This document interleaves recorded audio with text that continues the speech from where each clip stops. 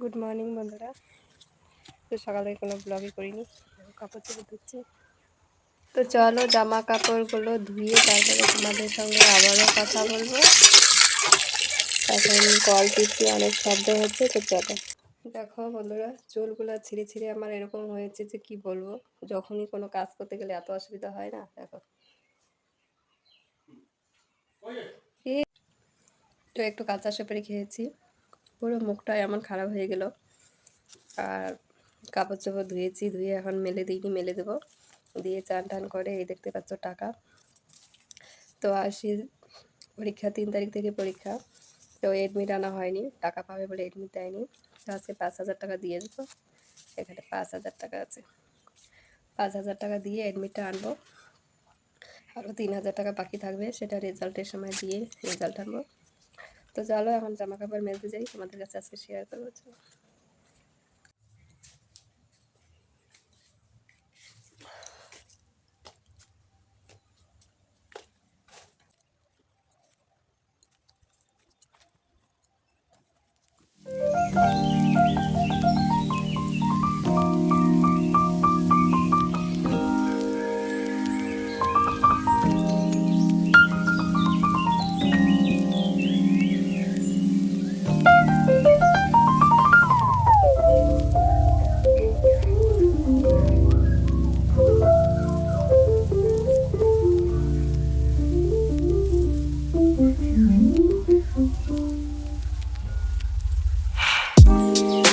তো জামা কাপড়গুলো মেলে দিয়ে এখন যাচ্ছি গরু বাঁধতে, কারণ সকালে বেঁধে দিয়েছি, ঘাস নেই, এক জায়গায় কি খাবে, তাই একটু নাড়িয়ে চাড়িয়ে দিচ্ছি যাতে পেটটা ভরে যায়। আর গরুটা বাচ্চা দেবে দেবে, এখনও দিচ্ছে না। কবে থেকে সেই অপেক্ষায় আছি, আসিও অপেক্ষায় আছে নতুন একটা বাচ্চা দেখবে। তো গরুটা কেন জানি না এখনও দিচ্ছেই না। আর এই বাচ্চাটা দেখতে পাচ্ছ শুকিয়ে গেছে এরকম। তো চলো, গরুটা বেঁধে দিয়ে বাড়িতে যাব, চান টান করে যাব একটু স্কুলে, কারণ আসি স্কুলে টাকা দিতে হবে। তো চলো, পরে কথা বলছি। তো দেখো বন্ধুরা, আমাদের শস্য পেকে গেছে, কাটা শুরু হয়ে গেছে। দেখো কৃষকগুলা ছোট বড় সমানে কৃষক কাজে লেগে গেছে ঘাস। এই, তোর হাতে কাঁচি কই? কেন? শস্য কাটবে কে? সুপারি পাড়ে। তো বন্ধুরা দেখো আশিকে কেমন লাগছে, দেখো না, তুমি দেখো তোমাকে কেমন লাগছে। যাও লাগে তো, যাও।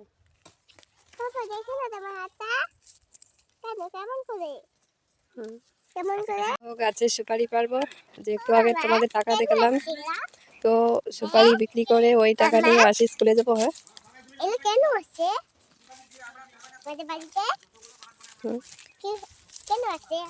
তো এখানে জামা কাপড় মেলে দিয়েছি, ওরা সুপারি পারবে।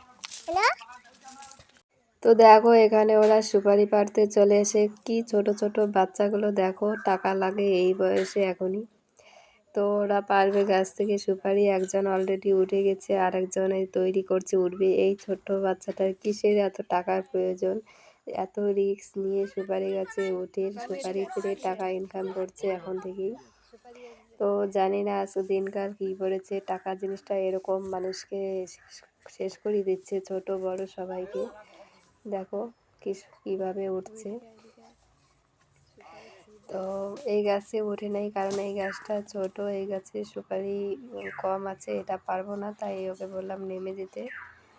তার ওইদিকে অন্য একটা ছেলে সুপারি যে গাছে উঠেছিল সে পারছে, আর আশির বাবা এদিকে বস্তা ধুচ্ছে, তাহলে সুপারিগুলোটা ছড়িয়ে ছিটিয়ে অনেক দূরে দূরে চলে যায়। আর এই বস্তার মধ্যে রাখলে সেরকম ছড়িয়ে ছিটিয়ে যায় না। তো চলো, পরে আবার কথা বলছি। তো দেখো ছেলেটা কীভাবে গাছের উপরে উঠে যাচ্ছে, আর আশির বাবা একটা গাছে উঠেই ওর এত কষ্ট হয়, ও পারেই না উঠতে। আর দেখো ছোট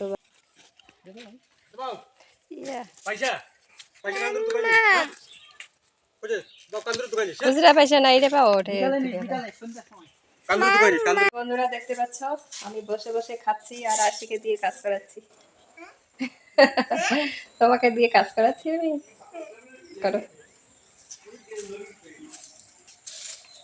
তুলসী গাছে লাগাবো না তোকে?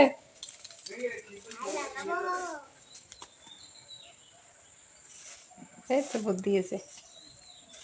হুম, ওপরের পাতাগুলো থাক, ওপরে আমি হাত দিয়ে ফেলে দেবো ওগুলা। যখন মুছবো না তখন। হুম, তো কালকে শিব পূজা করেছিলাম, এই দেখো নতুন করে শিব ঠাকুর বসিয়েছি। কালকে নতুন মাটি দেওয়া হয়েছে, তাই দেখো ফেটে ফেটে গেছে, তো আজকে ঠিক করে দেবো। চান করবো এখন, জাদু দিয়ে চান করবো। চান কইরা এই যে বাংলায় আছে না, জল দিয়ে ঠিক কইরা সুন্দর করে আমি এটা পূজা দেবো। ঠিক আছে, হ্যাঁ ঠিক আছে, নাও এখন ঝাড়ুটা দিয়ে দাও। জাদু। চলো বন্ধুরা, দেখো কালকে এটা, এটা আর এটা বাজার থেকে নিয়ে আসা হয়েছে, সুন্দর হয়েছে। এটা গ্লাসটা দেখো কি সুন্দর লাগছে, আর এটা তো আগে ছিল, এটাও আগে। চলো এখন পুজোটা দিয়ে নিই। আমার আরশি কত কাজের হয়ে গেছে দেখো, ঠাকুর পূজা দিচ্ছে, মুছে নিচ্ছে, অনেক কাজ করছে। নাক দিয়ে সর্দি পড়ছে আর এদিকে কাজ করছে।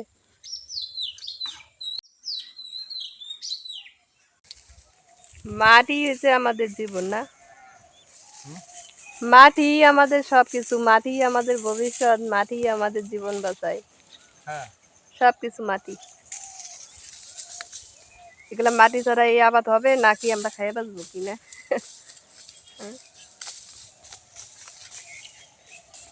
মাটি সবকিছু, মাটি মা।